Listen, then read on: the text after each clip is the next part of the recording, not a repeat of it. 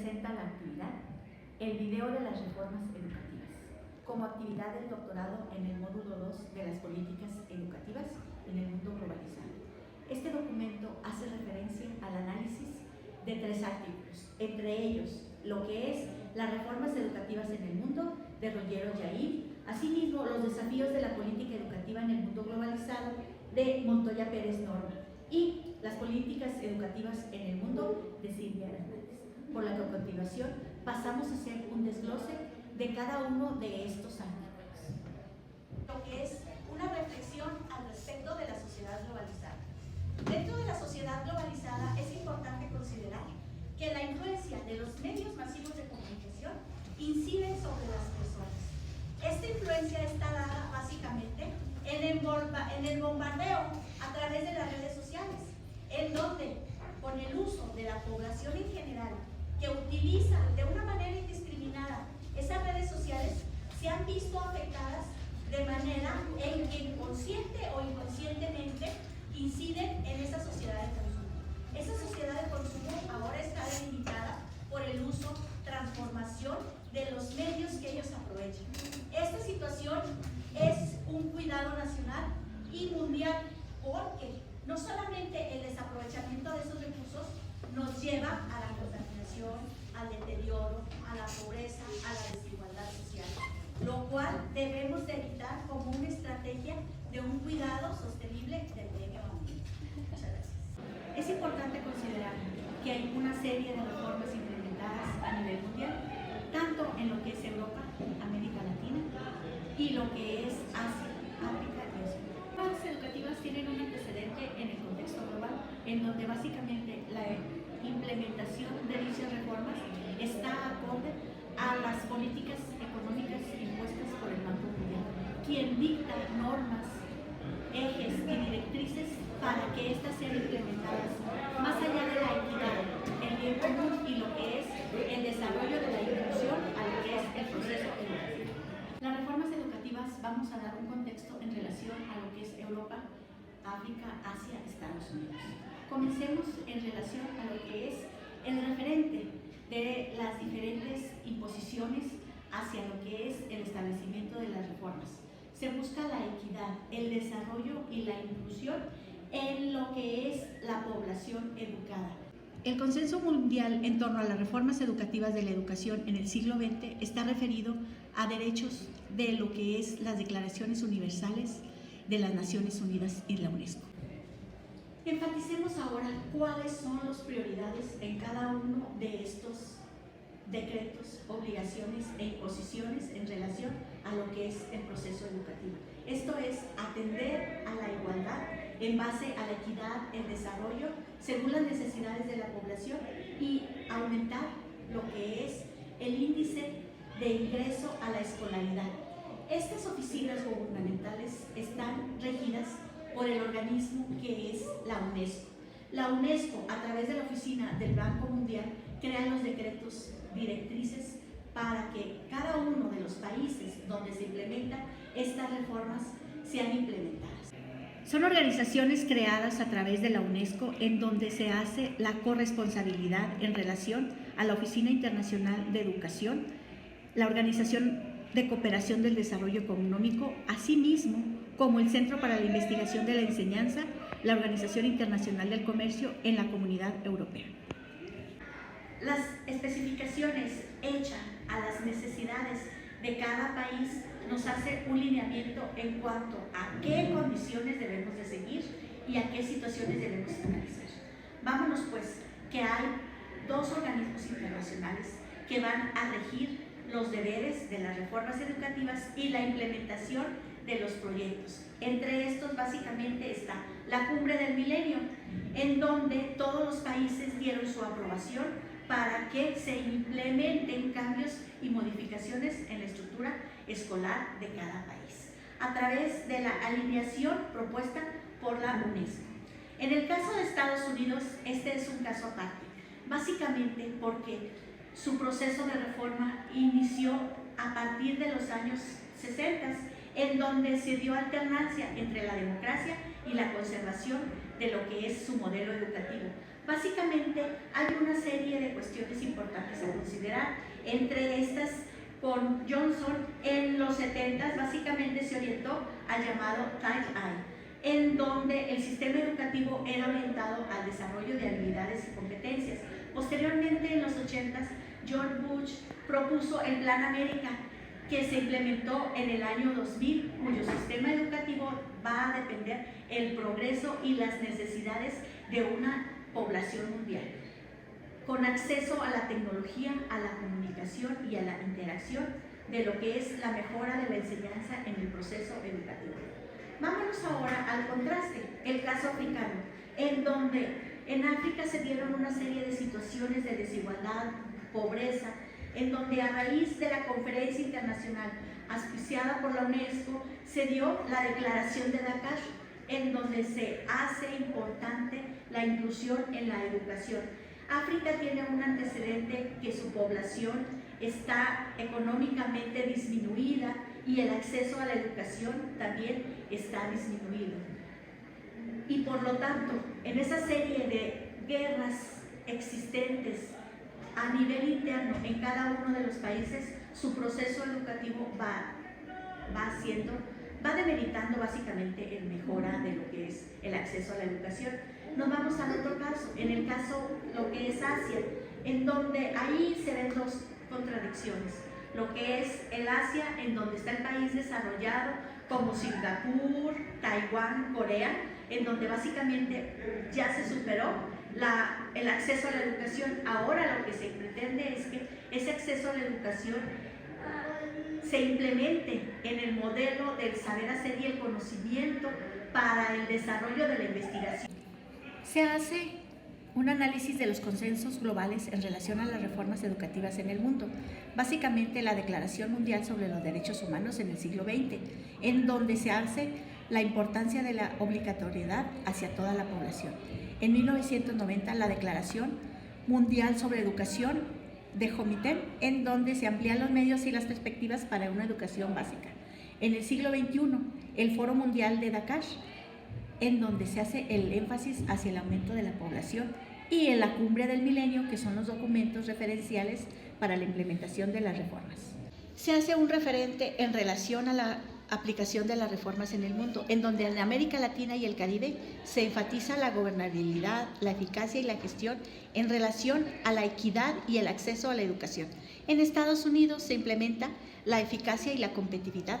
En Europa, la eficacia, la competitividad y lo que regiones en el proceso de intervención y desarrollo.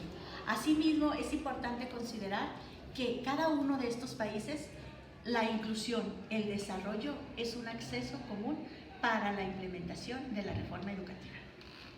Vamos ahora a implementar un desarrollo en cuanto a lo que es la implementación de las reformas en el caso Japón. En el caso Japón se considera un caso aparte por las cuestiones de inclusión, desarrollo y sobre todo ingenio y talento que ya se da desde los primeros años en la infancia de desarrollo, competitividad y acceso a la educación. Otra característica importante que es a considerar en Japón es que hubo una serie de cambios en cuanto a un concilio educativo en 1998.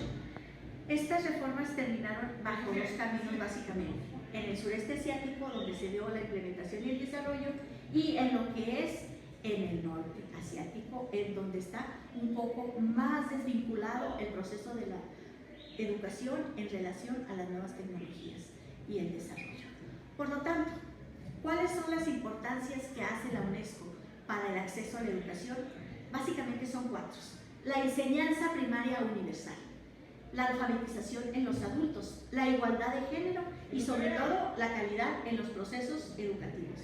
Esto nos hace ver que los índices de eficiencia según ciertos parámetros de evaluación, como es las evaluaciones fundamentadas por PISA, en los países desarrollados, como es el caso de Europa, Estados Unidos, están en eficiencia en cuanto a la lectura, en la escritura, la comprensión matemática. Desafortunadamente, en América Latina, y es en nuestro caso en México, apenas accedemos a un nivel básico de lo que es la lectura. se dice que las mujeres somos buenas leyendo, básicamente, pero en relación a las habilidades matemáticas y de comunicación, su eficiencia es muy deficiente. Básicamente, eso es relación a la primera lectura. Continuamos ahora con el análisis de lo que es la lectura de las políticas educativas en el mundo globalizado de Norma Montoya, en donde se hace un énfasis que la educación normativa e institucionalizada a través de las imposiciones de las reformas educativas en boga en este momento van más allá de lo que es la economía capitalista. Esto es, estamos dependiendo en gran medida de la productividad y la competitividad. Esto nos lleva al conocimiento y al tratado de los diversos objetivos en donde el mundo globalizado se hay enajenación con el uso de los multimedia. Este es un caso muy común que se da en la educación, pero también a nivel de la población civil, en donde se hace evidente ya el uso constante de los medios de comunicación, la dependencia de celulares, la dependencia de los multimedia, en donde estamos influenciados a través del uso de diferentes redes sociales, se nos abordan con propaganda que consciente o inconscientemente estamos acordados, nos enfocan hacia un mundo consumista, la economía del consumo. Desafortunadamente, la formación en este mundo global nos lleva a lo que es la tradición de la economía imperante. El acceso a la cultura, la comunicación, la televisión está masificado y bombardeado por esta serie de premisas. La esfera cultural ya nos lleva a ser individuos que no elegimos libremente, sino que ya son impuestos por las necesidades de ese momento de uso, consumo, relación y imposición de esas normas. La ética en relación a la formación y desarrollo de los individuos va más allá de lo que es el bien común y el aprovechamiento en esos recursos. Por eso decimos, ¿hay ética en la disciplina o hay una disciplina social impuesta?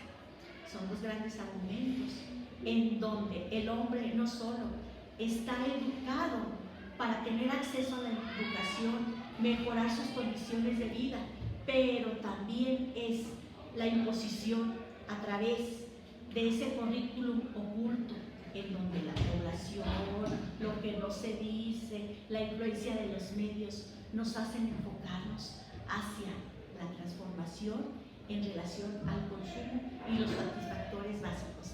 Aquí nos queda una disyuntiva. ¿Qué hacer ante estas cuestiones? Primeramente, se quiere acceder a la educación y a aumentar la calidad educativa en la calidad de vida de las personas, y lo hace a través de la educación, en donde la gente se prepara, accede a los centros culturales, aumenta sus niveles educativos, pero nos encontramos en la realidad social. Esa realidad social, desafortunadamente, está impuesta por ese momento de desarrollo. En cuanto a la población, hay que tener acceso al trabajo, al mundo laboral. Pedimos oportunidades en el mundo laboral y ese mundo laboral ya está ocupado por el recomendado, por aquella persona a la cual se le debe un favor, o situaciones en las cuales no básicamente el aprendizaje y el estudio están prevaleciendo. Pero sin embargo, se tiene que más allá de esas recomendaciones y de esos factores en donde haya inclusión al acceso laboral, tenemos confianza en que la educación es un bien común que nos salvará a todos para tener una mejor sociedad en aras del conocimiento, del desarrollo y el bienestar del individuo que incide en esa sociedad globalizada. ¿Cómo están? Seguimos en este proceso de análisis de las lecturas. Ahora está el documento de las políticas educativas en América Latina, en donde el autor José A. Mitchell relaciona la importancia de cómo surgen esas primeras políticas educativas más allá de los años 90 y de las situaciones generales propias del ambiente educacional en el proceso educativo de los 90 y la implementación de las reformas. Básicamente volvemos a imposiciones del Banco Mundial, quien erige las políticas predominantes en relación al acceso a la equidad y el desarrollo. Se fundamenta en una serie de teorías básicas en donde a partir de los 70 se hace posible solamente como teorías que eran a nivel burocrático y a nivel de escritorio. Las personas se sentaban, hacían referencias teóricas de cómo debe ser la educación, cuáles son sus trascendencias y cuáles son sus fines, pero como básicamente eran estructuras escritoriales, no tenían acceso ni inclusión a la sociedad para una implementación eficiente en un entorno determinado. Esto es, no había evidencia de lo que sucede en el aula con el trabajo docente. Siguieron pues las reformas a partir de los 80s, en donde en los 80s se hace un ambiente más científico, es decir, algunas características y especificaciones de lo que es el proceso educativo. En México se dieron una serie de implementaciones y es cuando se hace lo que es la Secretaría de Programación y Presupuesto y ya se fundamentan los principales lineamientos a lo que es aras de la reforma educativa.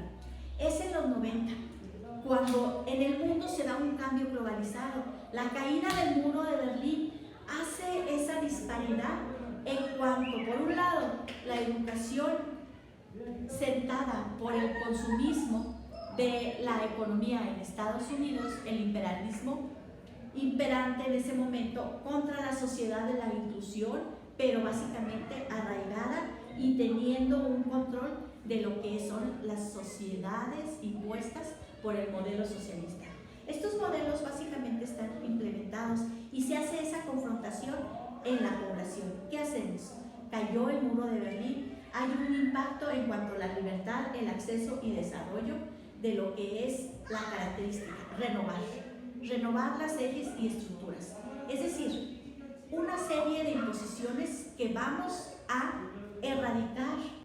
Es importante considerar que en la actualidad las implementaciones a lo que es la reforma educativa han sido implementadas por una serie de situaciones y generalidades en donde es importante la gestión, el desarrollo y el mejoramiento docente que nos lleva a un financiamiento en aras de la equidad, la inclusión y la descentralización de instituciones educativas a partir de lo que es la institución global y lo que es el proceso de enseñanza-aprendizaje en el aula.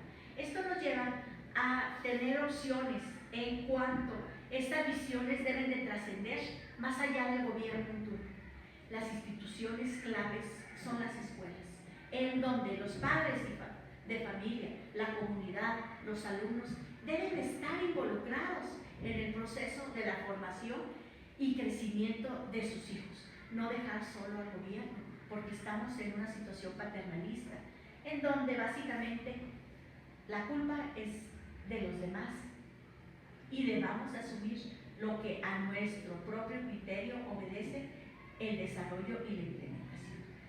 Por lo tanto, las experiencias educativas en lo que es América Latina están impuestas por una serie de cuestiones: la conciencia del trabajo, el logro de la eficiencia, la calidad y la equidad. ¿Qué nos lleva a estos proyectos? Una serie de proyectos en donde el desarrollo de la actividad docente, la planeación didáctica, el reforzamiento de estrategias de desarrollo, en proyectos de mejoras educativas, en la elaboración de materiales didácticos, la elaboración de aula, nos lleva a lo que es un proceso de inclusión, de calidad y desarrollo hacia un mejoramiento del proceso enseñanza-aprendizaje. Esto es, una transformación positiva y radical en la calidad de la educación. A manera de conclusión, podemos determinar qué hace el proceso educativo en estos países en donde el entorno global está sistematizado por la importancia del desarrollo de la comunicación y la propaganda enviada a través de esa masificación, sociedad consumista, donde el desarrollo del aquí y el ahora está enfatizado a lo que es el proceso de enseñanza-aprendizaje. Creemos aún en el hombre, en el proceso educativo y lo que es la bondad de la educación, en donde el acceso, la equidad va más allá de las posesiones, más allá de un estatus.